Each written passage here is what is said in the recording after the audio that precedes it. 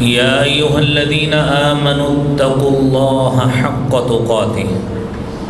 ولا تموتن إلا وأنتم مسلمون يا أيها الناس اتقوا ربكم الذي خلقكم من نفس واحدة وخلق منها زوجها وبث منهما رجالا كثيرا ونساء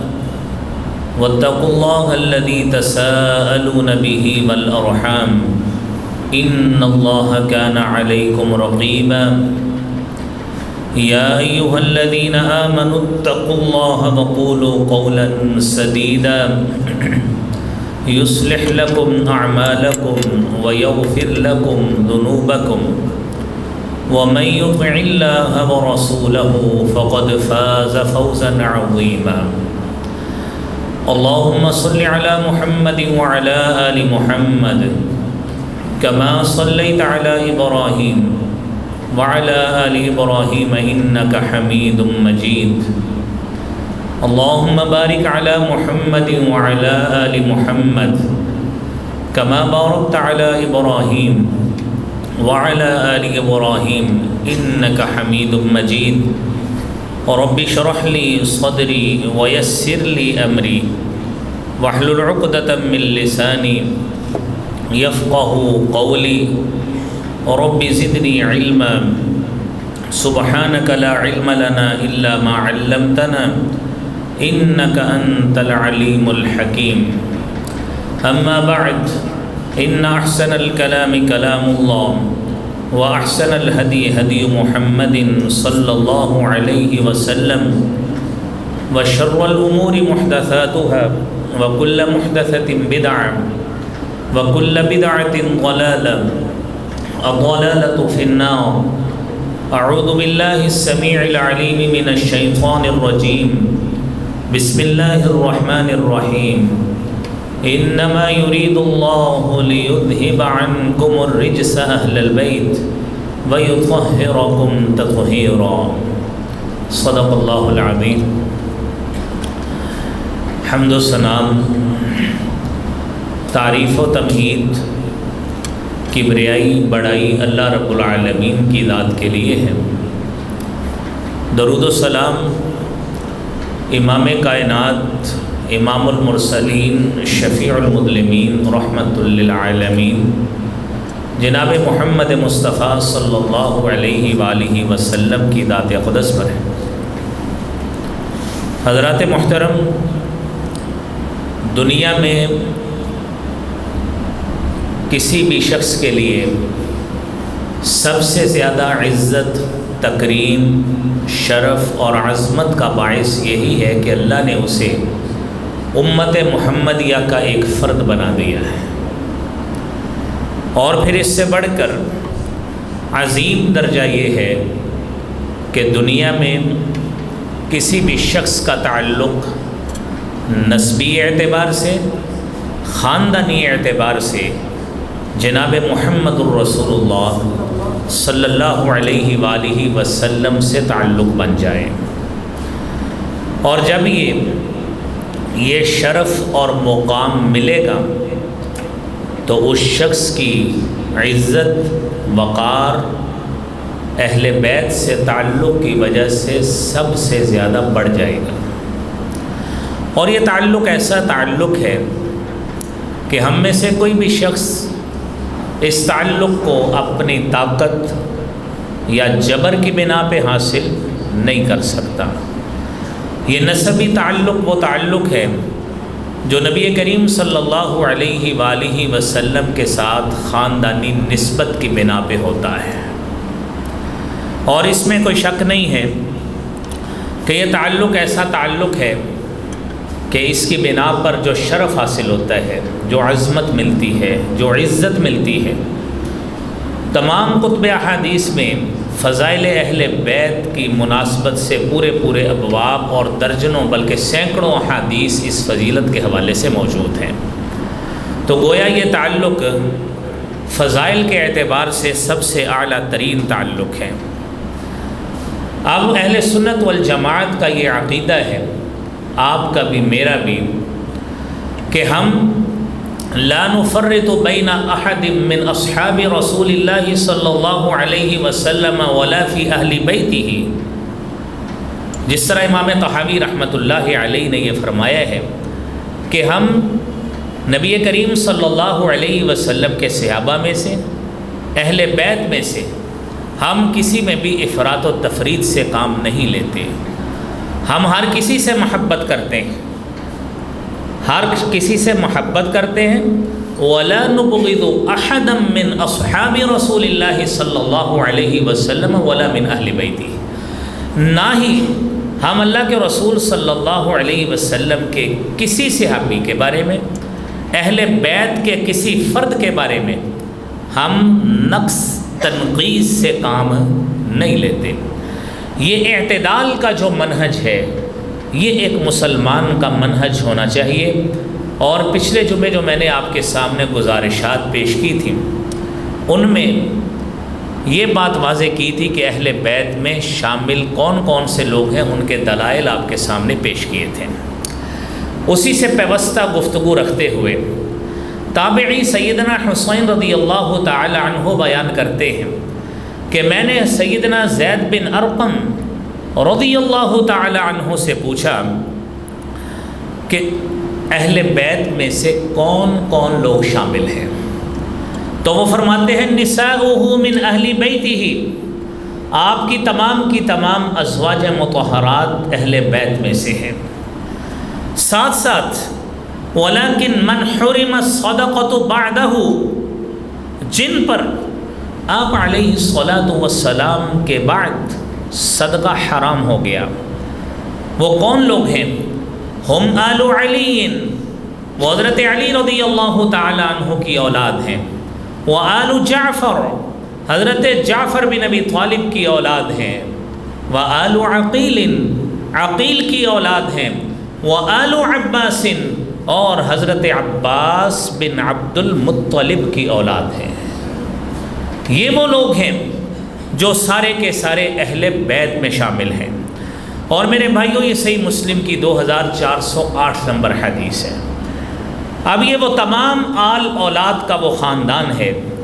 جن کو ہم عمومی طور پر اہل بیت کہتے ہیں۔ اور یہاں پہ یہ بات ذہن میں رکھیے کہ جس طرح آپ کو یہ بتایا گیا کہ ہم صحابہ کرام کے بارے میں بھی اور اہل بیت کے بارے میں بھی اعتدال کا منہج رکھتے ہیں، اور یہ ایسا اعتدال کا منہج ہے کہ اس اعتدال کے منہج کے حوالے سے صحیح مسلم کی حدیث ہے 2699 نمبر، نبی کریم صلی اللہ علیہ وآلہ وسلم نے فرمایا ہے، فرمایا من بطأ بہ عملہ لم یسرع بہ نسبہ، جس شخص نے عمل کرنے میں تاخیر کر دی، یعنی عمل کرنے میں تو وہ پیچھے رہا اور عمل میں کوتاہ رہا، اور ذہن میں یہ بات رہی کہ میرا تعلق تو فلاں نسب سے ہے، میرا تعلق تو فلاں خاندان سے ہے، میرا تعلق تو فلاں قبیلے سے ہے، وہ فلاں قبیلے والا، وہ خاندان والا، اس کی نسبت سے میں بھی بخشا جاؤں گا۔ یہ صحیح مسلم کی حدیث ہے۔ رسالت مآب صلی اللہ علیہ وآلہ وسلم نے فرمایا من بطأ بہ عملہ، جس شخص نے عمل میں تاخیر کر دی، کوتاہی کی، عمل نہ کیا، لم یسرع بہ نسبہ، اس کا نسب نامہ اس کو جلدی نہیں کروا سکتا، اس کو اپنے عمل کی بنا پہ ہی سارا کچھ کرنا پڑے گا۔ تو ثابت یہ ہوا کہ خاندان اہل بیت سے صرف آج اگر کوئی شخص اپنی نسبت قائم کرتا ہے تو نسبت قائم کرنے سے بات نہیں بنتی، ساتھ عمل صالح وہ پیش کرنا پڑے گا جو میرے نبی محترم جناب محمد الرسول اللہ صلی اللہ علیہ وآلہ وسلم نے فرمایا ہے۔ وہ کیا فرمایا؟ آپ علیہ الصلاۃ والسلام نے فرمایا علیکم بسنتی، تمہارے اوپر سنت لازم پکڑنا ہے، میری سنت، مجھ محمد صلی اللہ علیہ وسلم کا طریقہ، وسنت الخلفاء الراشدین المہدیین، اور میرے خلفائے راشدین کی سنت کو لازم پکڑنا ہے۔ مواقع ایسے بھی آئیں گے شاید سنت ہاتھ سے چھوٹتی نظر آئے، فرمایا عضوا علیہا بالنواجذ، اپنی داڑوں دانتوں کے ساتھ اس کو مضبوطی سے تھام لو۔ میری سنت، میرا طریقہ، میرے خلفاء کا طریقہ تمہارے ہاتھوں سے جانا نہیں چاہیے، تمہارا عمل اس کے مطابق ہونا چاہیے۔ اور قرآن کریم میں اللہ رب العالمین فرماتے ہیں فَإِذَا نُفِخَ فِي الصُّورِ فَلَا أَنْسَابَ بَيْنَهُمْ يَوْمَئِذٍ وَلَا يَتَسَاءَلُونَ۔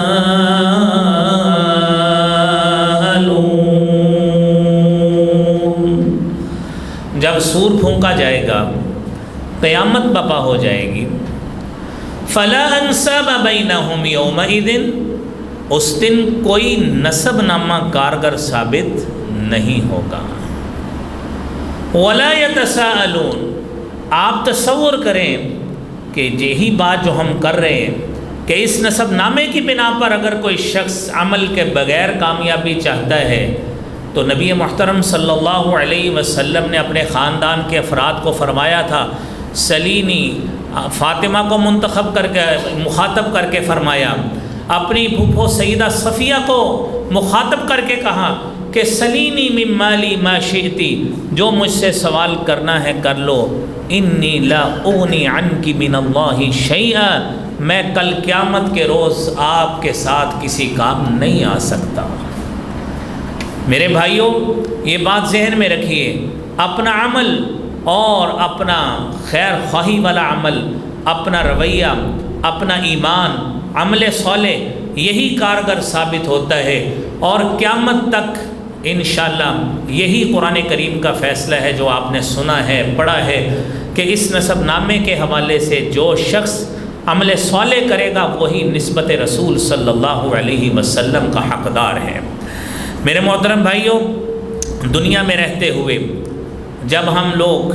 اہل بیت کے حوالے سے، مقام و مرتبہ کے حوالے سے گفتگو کرتے ہیں اور اس حوالے سے بات کرتے ہیں، ہمارے سامنے تین باتیں ہمارے سامنے آتی ہیں، اور ان باتوں میں آپ نے سمجھنا ہے تین مختلف موقف ہیں۔ پہلا پوائنٹ آف ویو اور موقف یہ ہے ان لوگوں کے حوالے سے جو اہل بیت کو مصنوعی اس کا سلوگن بپا کر کے، اس کا نعرہ بلند کر کے ایسی مصنوعی محبت کرتے ہیں کہ نہ ان کے ساتھ کوئی روحانی تعلق،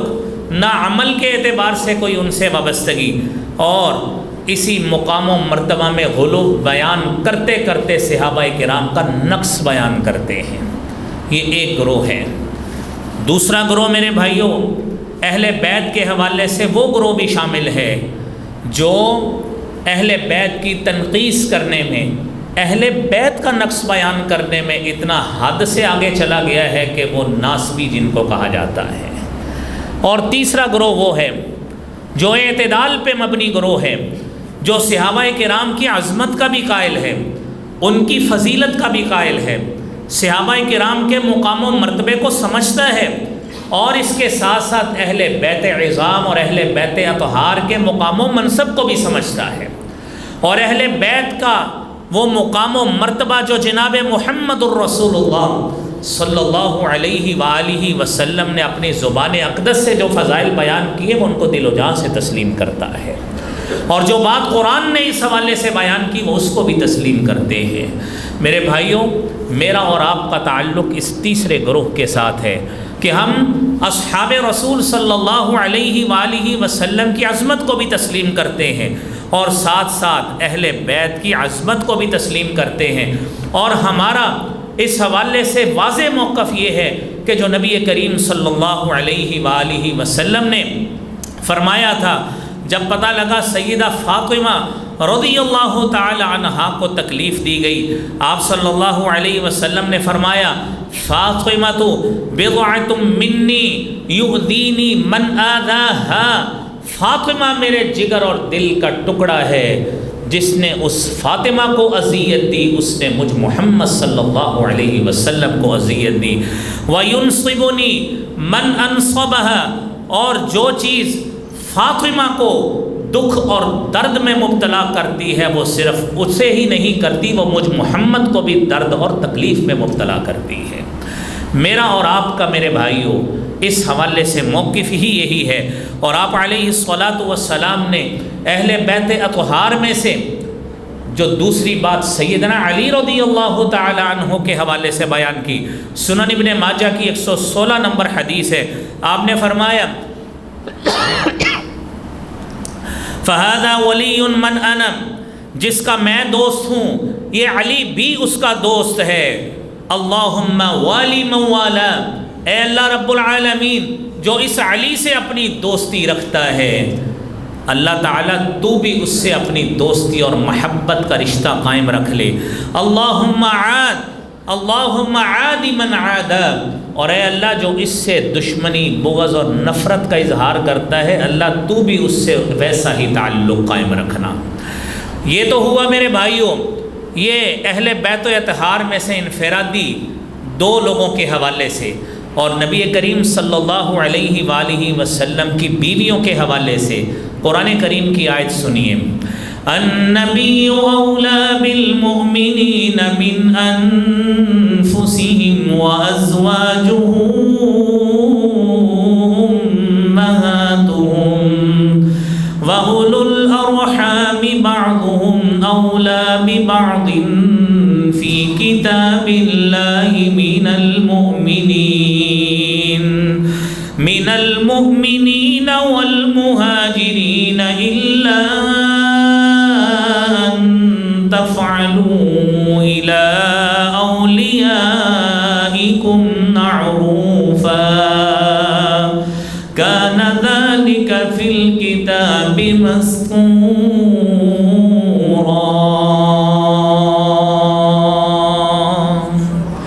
نبی کریم صلی اللہ علیہ وآلہ وسلم مومنوں سے ان کی جانوں سے بھی زیادہ حق رکھتے ہیں، قربت کا حق رکھتے ہیں۔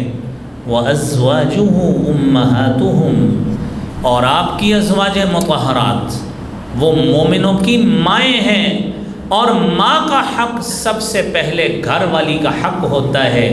اہل بیت و اطہار میں نبی کریم صلی اللہ علیہ وآلہ وسلم کے نسب اور نسبت کی وجہ سے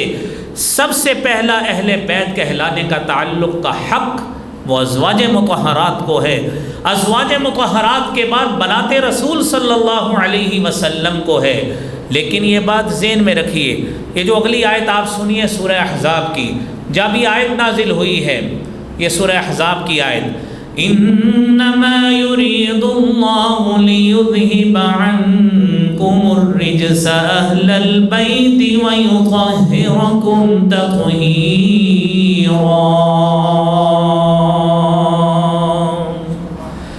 اللہ رب العالمین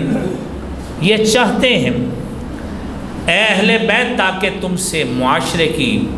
رجس کو دور کر دے، گندگی کو دور کر دے، تمہیں پاک صاف معاشرے کا سب سے اعلیٰ ترین فرد بنا کے پیش کریں۔ اور حدیث میں آتا ہے کہ جب یہ آیت نازل ہوئی آپ صلی اللہ علیہ وآلہ وسلم حضرت ام سلمہ کے گھر میں تھے، اور جب آپ علیہ الصلاۃ والسلام نے چادر پکڑی اور آپ کے پاس جو افراد تھے، علی تھے، فاطمہ، حسن و حسین، فرمایا اللہم ہؤلاء من اہل بیتی، اے اللہ یہ میرے گھر والے ہیں، فاذہب عنہم الرجس وطہرہم تطہیرا، اللہ ان سے بھی رجس کو دور کر دے، انہیں پاکیزہ کر دے۔ آپ نے ان کے لیے اہل بیت میں شامل ہونے کی دعا فرمائی۔ اور پاس ام سلمہ فی ناحیت البیت، حدیث میں آتا ہے گھر کی نکر میں کھڑی تھی، کہنے لگی اللہ کے رسول صلی اللہ علیہ وسلم کیا میں ان میں شامل نہیں، یا میرے لیے کیا حکم ہے؟ آپ نے فرمایا انت علی خیر، آپ پہلے ہی خیر میں ہو، آپ تو پہلے ہی ان میں شامل ہو، تمہارا اس میں یعنی اس میں آنے کی اب کوئی ضرورت نہیں ہے، تمہارا پہلے ہی اس میں شمار موجود ہے۔ اور اس کے ساتھ ساتھ یہ بات بھی سمجھیے، عموماً یہ اعتراض ہوتا ہے کہ جب مباہلہ کی آیت نازل ہوئی، آپ صلی اللہ علیہ وسلم نے فرمایا ندعو ابناءنا وابناءکم ونساءنا ونساءکم وانفسنا وانفسکم، قرآن کریم کی آیت ہے، یہ 10 ہجری کی بات ہے، 10 ہجری کی۔ اور یہ یاد رکھیے، سوال یہ اٹھتا ہے، یہ اٹھایا جاتا ہے کہ آپ نے جب بچیوں کو بلانا تھا، اگر ساری بچیاں آپ کی تھیں تو آپ نے بقیہ 3 بچیوں کو کیوں نہیں بلایا؟ میں نے پچھلے جمعے بھی آخر میں یہ بات عرض کی تھی کہ نبی کریم صلی اللہ علیہ وسلم کی پہلی بیٹی سیدہ زینب 31 سال کی عمر میں 8 ہجری کو وفات پا گئی تھی۔ آپ کی دوسری بیٹی سیدہ رقیہ وہ 2 ہجری میں غزوہ بدر کے بعد وفات پا گئی تھی، اور آپ کی تیسری بیٹی سیدہ ام کلثوم رضی اللہ تعالی عنہا وہ 9 ہجری میں وفات پا گئی تھی۔ جب بچیاں وفات پا گئی تھی تو آپ ان کو قبر سے تو اٹھا کے لانے سے رہے کہ یہ بھی میرے اہل بیت میں سے ہیں، یہ کیسے ممکن ہے؟ آپ کی ایک ہی بیٹی اس وقت موجود تھی، سیدہ فاطمہ رضی اللہ تعالی عنہا، اور ساتھ یہ بھی ذہن میں رہے آپ کا پہلا بیٹا جو سیدہ خدیجہ کے بطن سے تھا، جس کا نام قاسم تھا، جس کے نام سے آپ کی کنیت ابو القاسم ہے، وہ شیر خواری کی عمر میں ہی وفات پا گیا۔ اور آپ کا دوسرا بیٹا جس کا نام عبداللہ ہے، جو سیدہ خدیجہ کے بطن سے تھا اور اسی کا ہی لقب طیب اور طاہر ہے، وہ بھی بچپن میں ہی وفات پا گیا۔ اور آپ کا تیسرا بیٹا سیدہ ماریہ قبطیہ کے بطن سے تھا، وہ بھی ابراہیم نامی بچہ، وہ بھی بچپن میں ہی وفات پا گیا۔ یہ تو سارے بچپن میں ہی وفات پانے والے ہیں۔ آپ کے پاس حاضر اولاد میں سے اس وقت صرف سیدہ فاطمہ رضی اللہ تعالی عنہا تھی۔ تو لہذا یہ بات بھی واضح ہوئی کہ اس میں کوئی ایسی کو بات قابل اعتراض نہیں جو اہل سنہ والجماعہ کو پیش کی جائے اور اعتراض کیا جائے۔ لیکن میرے بھائیوں، فضائل و مناقب کے ساتھ ہم سب کا مسلمانوں کا یہ موقف موجود ہے کہ اللہ رب العالمین نے جس طرح اہل بیت سے رجس کو دور کرنے کا وعدہ کیا ہے اور اپنی چاہت کا اظہار کیا ہے، اسی طرح رسول کریم صلی اللہ علیہ وآلہ وسلم نے جب اپنا انتخاب بتایا ہے کہ اللہ رب العالمین نے مجھ محمد صلی اللہ علیہ وسلم کا کیسے انتخاب فرمایا، آپ نے فرمایا ان اللہ اصطفیٰ بنی کنانۃ من ولد اسماعیل، اللہ تعالیٰ نے اولاد اسماعیل میں سے بنی کنانہ کا انتخاب کیا، واصطفیٰ قریش من بنی کنانہ، اور بنو کنانہ سے اللہ تعالیٰ نے مزید سٹریم لائن کرتے ہوئے بنو کنانہ میں سے قبیلہ قریش کا انتخاب کیا، اور واصطفیٰ بنی ہاشم من قریش، اللہ تعالیٰ نے بنو ہاشم قبیلے کو قبیلہ قریش میں سے منتخب کر لیا، اور مزید لمیٹائز اور سٹریم لائن کرتے ہوئے فرمایا واصطفانی من بنی ہاشم، اللہ رب العالمین نے مجھ محمد صلی اللہ علیہ وآلہ وسلم کو بنو ہاشم میں سے چن لیا، اور یہ صحیح مسلم کی 2276 نمبر حدیث ہے۔ اور اس کے ساتھ ساتھ نبی کریم صلی اللہ علیہ وآلہ وسلم نے یہ بھی فرمایا، سلسلہ صحیحہ کی حدیث ہے 2036 نمبر، فرمایا کل نسب منقطع، ہر نسب قیامت کے روز منقطع ہو جائے گا، الا نسبی، سوائے میرا نسب اور میرا تعلق جو ہے وہ جس کا میرے ساتھ عمل کے ساتھ اور نسب کے ساتھ موجود رہا، وہ تعلق انشاءاللہ قیامت کے روز بھی کام آئے گا۔ اور پھر نبی کریم صلی اللہ علیہ وآلہ وسلم نے جو اپنے اہل بیت اطہار کا مقام و مرتبہ بیان کیا ہے، سیدنا عمر فاروق رضی اللہ تعالی عنہ کا دور تھا، قحط سالی تھی۔ یہ ممکن ہے آپ نے علماء سے یہ حدیث کئی مرتبہ سنی بھی ہو، قحط سالی موجود تھی، اور صحیح بخاری کی یہ حدیث ہے 1000 نمبر، آپ بارش استسقاء کے لیے حضرت عباس رضی اللہ تعالیٰ عنہ کو لے گئے، اور حضرت عمر فاروق رضی اللہ تعالیٰ عنہ ساتھ دعا بھی مانگ رہے کہ اللہ، جب اللہ کے رسول تیرے پیارے حبیب صلی اللہ علیہ وسلم موجود تھے، ہم آپ کے پاس جاتے تھے، آپ اے اللہ تجھ سے التجا کرتے تھے اور تیری طرف سے رحمت کا نزول ہو جاتا تھا۔ اب آپ صلی اللہ علیہ وسلم دنیا میں نہیں ہیں، اب ہم ان کے چچا کو اس نسبی تعلق کی وجہ سے لے کر آئے ہیں، اللہ کریم اس نسبی تعلق کا بھرم رکھتے ہوئے ہمارے لیے رحمت کا نزول فرما دے۔ یہ صحیح بخاری کی حدیث ہے۔ آپ صلی اللہ علیہ وسلم کے جانے کے بعد یہ نسبی تعلق یہ مسلمانوں کے لیے رحمت کے حصول کا باعث رہا ہے۔ اور سیر و اعلام النبلاء میں علامہ ذہبی رحمۃ اللہ علیہ 5ویں جلد میں 334 نمبر صفحہ پہ حضرت عمر بن عبدالعزیز کے حوالے سے لکھتے ہیں کہ حضرت عمر بن عبدالعزیز سیدنا علی رضی اللہ تعالی عنہ کی بیٹی سیدہ فاطمہ رضی اللہ تعالی عنہا، یہ ذہن میں رہے کہ ان کی بیٹیوں میں فاطمہ بھی موجود ہے، اور ان سے کہنے لگے اے علی کی بیٹی،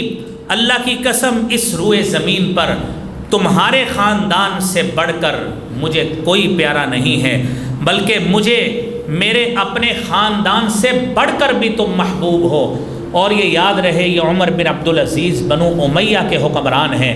اور وہ لوگ جو خاندان بنو امیہ اور بنو ہاشم میں اس طرح کی باتیں کر کے عوام میں نفرت انگیز جذبات کو پیدا کرنا چاہتے ہیں، انہیں یہ محبت والے کلمات بھی لوگوں کو پہنچانے چاہیے تاکہ علم ہو سکے کہ کس طرح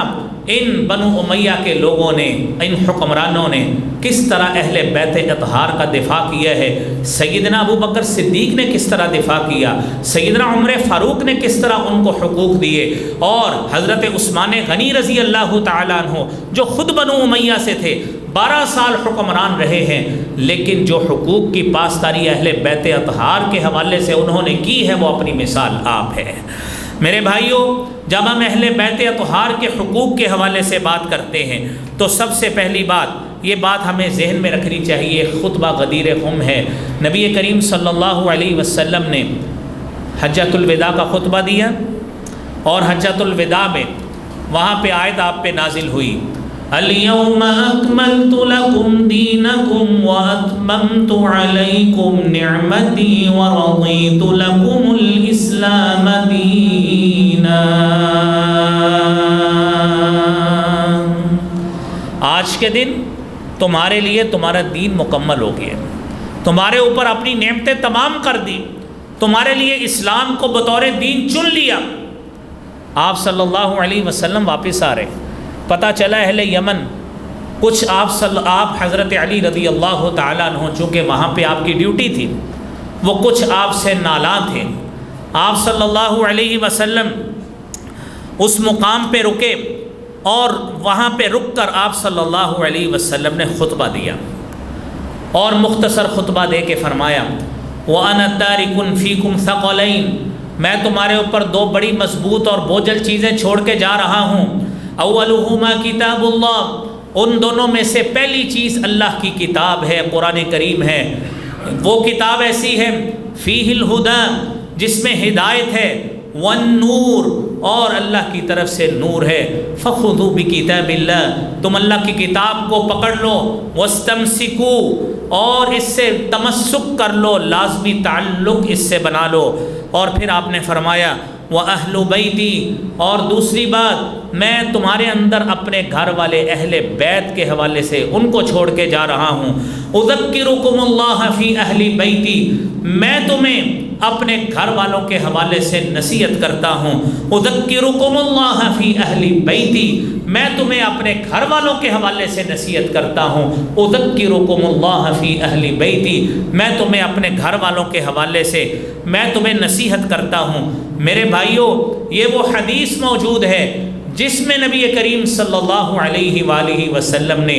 اپنے گھر والوں کے حوالے سے، ان سے حسن سلوک کے حوالے سے، ان سے اچھا برتاؤ کے حوالے سے، اور ان کا لحاظ اور دھیان رکھنے کے حوالے سے آپ نے پند و نصائح فرمائے ہیں۔ یہ بڑی اہم حدیث ہے جو اس حوالے سے ہم سب لوگ مسلمان اس کو تسلیم کرتے ہیں، اور اس بات کو سمجھیے کہ اس میں حدیث میں ثقلین کا مفہوم بیان کیا گیا ہے۔ یہاں پہ یہ بات ذہن میں رکھیے، جو پہلا نقطہ ہے وہ یہ ہے کہ قرآن مجید کے ساتھ تمسک لازم پکڑنا اور اس کی اتباع کرنا ہر مسلمان پہ لازم اور فرض ہے، اور اسی سے ہی نجات ملے گی۔ اس سے روگردانی کی تو کفر لازم آئے گا، انسان گمراہ ہو جائے گا۔ اور دوسری بات کہ اہل بیت کے حوالے سے اہل سنت والجماعت کا موقف یہ ہے کہ ہم اہل بیت کی شان کے بعینی ہی اسی طرح قائل ہیں جو قرآن نے بیان کیا ہے اور جناب محمد مصطفیٰ صلی اللہ علیہ وسلم نے بیان کیا ہے۔ آپ نے جن جن کو نام لے لے کر آپ نے حسن و حسین کو پکڑا، آپ نے دونوں حسن و حسین کو پکڑ کے فرمایا اللہم انی احبہما، اے اللہ میں ان دونوں بچوں سے پیار کرتا ہوں، فاحبہما، اے اللہ تو بھی ان سے پیار کر، اے اللہ تو بھی ان سے محبت کر۔ یہ نبی کریم صلی اللہ علیہ وسلم نے ان حوالے سے شہزادوں کے حوالے سے فرمایا، اور آپ نے فرمایا ہما ریحانتایا فی الدنیا، یہ دونوں حسن بھی اور حسین بھی میرے لیے دنیا میں پھول کی حیثیت رکھتے ہیں، مجھے خوشبو چاہیے ہوتی ہے میں ان دو بچوں کو سونگھ لیتا ہوں۔ یہ نبی کریم صلی اللہ علیہ وسلم کا اپنے ان نواسوں کے حوالے سے پیار تھا۔ میرے بھائیوں، ہر مسلمان اس فضیلت کا اور اس پیار کا قائل ہے، کوئی مسلمان اس کی فضیلت کا انکار نہیں کرتا۔ اور نبی کریم صلی اللہ علیہ وآلہ وسلم نے سیدہ فاطمہ کے حوالے سے بھی فرمایا کہ ان فاطمہ سیدۃ نساء اہل الجنہ، کہ فاطمہ جنت کی عورتوں کی سردار ہوں گی، وَأَنَّ الْحَسَنَ وَالْحُسَيْنَ سَيِّدَا شَبَابِ أَهْلِ الْجَنَّةِ، حسن اور حسین یہ دونوں میرے بچے سیدہ شباب اہل الجنہ، یہ جنت میں نوجوانوں کے سردار ہوں گے۔ اور آپ نے ایک دن حضرت حسن رضی اللہ تعالیٰ عنہ کو اپنی گود میں بٹھایا اور بٹھا کے کہتے ہیں ابنی ھذا سید، میرا یہ بچہ یہ سردار ہوگا، وَلَعَلَّ اللَّهَ أَن يُصْلِحَ بَيْنَ فِئَتَيْنِ مِنَ الْمُسْلِمِينَ، اور عین ممکن ہے کہ اللہ رب العالمین کی طرف سے وہ وقت آئے، میرا یہ شہزادہ، میرا یہ نواسہ، یہ اہل بیت اطہار کا یہ شہزادہ أَن يُصْلِحَ بَيْنَ فِئَتَيْنِ مِنَ الْمُسْلِمِينَ، مسلمانوں کے دو گروہوں میں صلح کروائے۔ اور تاریخ نے پھر اس بات کو بھی میرے بھائیوں ثابت کیا کہ حضرت امیر معاویہ رضی اللہ تعالی عنہ کے ساتھ جب 21 رمضان 40 ہجری کو حضرت علی رضی اللہ تعالی عنہ کو شہید کیا جاتا ہے، حضرت حسن خلافت پر متمکن ہوتے ہیں، 6 ماہ تقریباً ان کی خلافت رہی ہے، اور آپ نے ان مسلمانوں کے دو گروہوں کے درمیان، جن میں اس سے پہلے جنگ جمل بھی ہو چکی تھی، جنگ صفین بھی ہو چکی تھی، ہزاروں مسلمان اس میں شہید بھی ہوئے تھے، حضرت حسن رضی اللہ تعالی عنہ نے اپنے آقا نامدار نانا محترم جناب سید الکونین محمد الرسول اللہ صلی اللہ علیہ وآلہ وسلم کی زبان اقدس سے نکلنے والی اس پشین گوئی کو بھی پورا کیا، حضرت امیر معاویہ کے ساتھ صلح کی، اور مسلمانوں کے دو بڑے گروہوں کو ایک بڑی خون ریزی سے بچا کر دو گروہوں میں صلح کروا دی۔ اور میرے بھائیوں، یہ تاریخ کا ایک بڑا اہم واقعہ ہے۔ اور پھر اس کے بعد اہل بیت کے حقوق میں یہ حق بھی میرے بھائیوں موجود ہے کہ اہل بیت سے محبت کرنا اور اہل بیت کو ان کی محبت کو اپنے ایمان کا جز قرار دینا۔ نبی کریم صلی اللہ علیہ وآلہ وسلم نے فرمایا واللہ، اللہ کی قسم، لا يدخل قلب امرئ ایمان حتی یحبکم اللہ، اللہ کی قسم کسی شخص کے دل میں اس وقت تک ایمان داخل نہیں ہو سکتا جب تک وہ اللہ کی رضا کے لیے اور میری قرابت داری کی وجہ سے تم اہل بیت سے محبت نہیں کرتا، اس وقت تک وہ بندہ کامل مومن ہی نہیں ہو سکتا۔ میرے بھائیوں، نبی کریم صلی اللہ علیہ وسلم نے تو یہ بھی فرمایا لا یحبہم الا مومن، ان سے محبت صرف مومن ہی کرتا ہے۔ مومن آدمی جو ایمان کا دعوے دار ہے وہ صحابہ سے بھی محبت کرے گا، اہل بیت سے بھی محبت کرے گا۔ وَلَا يُبْغِضُهُمْ إِلَّا مُنَافِقٌ، اور اہل بیت سے جو بغض رکھتا ہے، اہل بیت سے نفرت کا اظہار کرتا ہے، وہ صرف منافق کرتا ہے، مومن اہل بیت سے بغض اور نفرت کا اظہار نہیں کر سکتا۔ اور اگلی بات میرے بھائیوں، نبی کریم صلی اللہ علیہ وآلہ وسلم نے دوسرا حق اس کے بعد بتایا۔ آپ نے فرمایا اہل بیت کا دوسرا حق ان کا احترام، ان کی تعظیم اور ان کی عظمت کا قائل ہونا ہے۔ سیدنا ابو بکر صدیق رضی اللہ تعالی عنہ نے اپنے زمانہ خلافت میں اہل بیت کے حقوق کا اعلان کرتے ہوئے یہ بات فرمائی تھی، اور یہ بات صحیح بخاری میں 3712 نمبر حدیث میں موجود ہے۔ ابو بکر صدیق بیان کرتے ہیں والذی نفسی بیدہ، قسم ہے اس ذات کی جس کے قبضہ قدرت میں مجھ ابو بکر صدیق کی جان ہے۔ فرماتے ہیں لقرابۃ رسول اللہ صلی اللہ علیہ وسلم احب الی ان اصل من قرابتی، اللہ کے رسول صلی اللہ علیہ وسلم کی قرابت داری، آپ کی رشتہ داری، وہ مجھے اپنی قرابت داری سے زیادہ عزیز ہے، اللہ کی قسم جس کے ہاتھ میں میری جان ہے۔ یہ قرابت داری مل جائے، میرا اس کے ساتھ تعلق بنے، میں ان کو ملاؤں، میری ترجیح سب سے پہلے یہ ہے، میری قرابت داری رشتہ داری ملتی ہے نہ ملے لیکن اہل بیت کا تعلق ضرور ملنا چاہیے۔ یہ میرے بھائیوں موقف ہے، خلفائے راشدین کا اہل بیت کے حوالے سے یہ موقف ہے میرے بھائیوں۔ آج اس موقف کو عوام الناس تک پہنچانے کی ضرورت ہے تاکہ صحابہ اور اہل بیت کی تفریق جو ہے وہ اس اعتبار سے ختم ہو جا کے جو لوگوں میں معروف ہے کہ شاید ان میں باہمی بغض، عداوت اور نفرت تھی۔ یہ آپ کے سامنے صحیح بخاری کی حدیث موجود۔ اور پھر اس کے بعد نبی کریم صلی اللہ علیہ وسلم نے، آپ کے صحابی ابو بکر صدیق نے اسی حوالے سے ایک مرتبہ فرمایا ارقبوا محمدً صلی اللہ علیہ وسلم فی اہل بیتہ، محمد الرسول اللہ صلی اللہ علیہ وسلم کا آپ کے اہل بیت کے بارے میں خیال رکھو اور بہر صورت ہر صورت ان کا احترام بجا لو۔ اور اگلی بات میرے بھائیوں، اہل بیت کا تیسرا حق، ان کے لیے درجات کی بلندی اور عظمت کی بلندی اور رفعتوں کے لیے ان کے لیے دعا کرنا، آل محمد کے لیے دعا کرنا، اہل بیت کے لیے میرے بھائیوں دعا کرنا۔ صحیح بخاری کی 6360 نمبر حدیث ہے، سیدنا ابو حمید ساعدی رضی اللہ تعالیٰ عنہ بیان کرتے ہیں کہ صحابہ کرام نے نبی کریم صلی اللہ علیہ وسلم سے سوال کیا، اللہ کے رسول صلی اللہ علیہ وسلم ہم آپ پر درود کیسے پڑھے؟ تو آپ نے فرمایا کہ یوں کہو اللہم صلی علی محمد وازواجہ وذریتہ، اے اللہ کریم رحمتوں کا نزول فرما جناب محمد مصطفیٰ صلی اللہ علیہ وآلہ وسلم پر، آپ کی ازواج پر، آپ کی اولاد پر، کما صلیت علی ابراہیم، جس طرح تو نے رحمتوں کا نزول ابراہیم علیہ السلام پر، آل ابراہیم پر فرمایا، وبارک علی محمد وازواجہ وذریتہ، اے اللہ برکتوں کا نزول فرما جناب محمد مصطفیٰ صلی اللہ علیہ وسلم پر، آپ کی ازواج مطہرات پر، آپ کی آل اولاد پر، اہل پر اللہ برکتوں کا نزول فرما۔ اے اللہ جس طرح تو نے آل ابراہیم کو برکتوں کا ذریعہ بنایا ہے۔ اور چوتھا حق میرے بھائیوں، مال غنیمت، مال فے میں سے خمس یعنی 5واں حصہ دینا، رسول اکرم صلی اللہ علیہ وسلم آپ کی اولاد کو دینا، یہ خود وہ حق ہے جو قرآن کریم میں میرے بھائیوں بیان کیا گیا ہے۔ اور یہ حق جناب رسول اقدس صلی اللہ علیہ وسلم کے دور میں بھی تھا، آپ کے بعد خلفائے راشدین نے جنگ و جہاد میں اس حق کی کمال ادائیگی فرمائی ہے۔ اور 10ویں سپارے کی پہلی آیت اس کی شہادت دیتی ہے، وَاعْلَمُوا أَنَّمَا غَنِمْتُم مِّن شَيْءٍ فَأَنَّ لِلَّهِ خُمُسَهُ وَلِلرَّسُولِ وَلِذِي الْقُرْبَى وَالْيَتَامَى وَالْمَسَاكِينِ وَابْنِ السَّبِيلِ،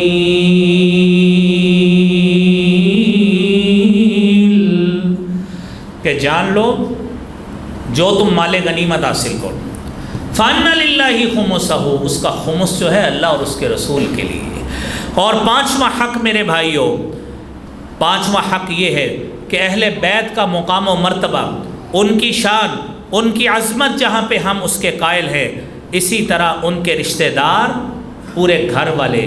وہ تمام لوگوں پر فضیلت کے حامل ہیں، ان کو عظمت حاصل ہے، کیونکہ اللہ رب العالمین نے ان سے رجس دور کرنے کا میرے بھائیوں وعدہ کیا ہے۔ یہ 5 حقوق آپ نے سنے میرے بھائیوں، ہر مسلمان اہل بیت کے ان حقوق کا قائل ہے، اس کو تسلیم کرتا ہے اور اپنے ایمان کا حصہ سمجھتا ہے۔ میری اللہ رب العالمین سے دعا ہے کہ اللہ کریم جب تک زندہ رکھنا، صحابہ کرام اور اہل بیت کے ساتھ محبت اور پیار والے رشتے کے ساتھ اسی طرح ہی ہمیں زندہ رکھنا۔ اگلا جمعہ انشاءاللہ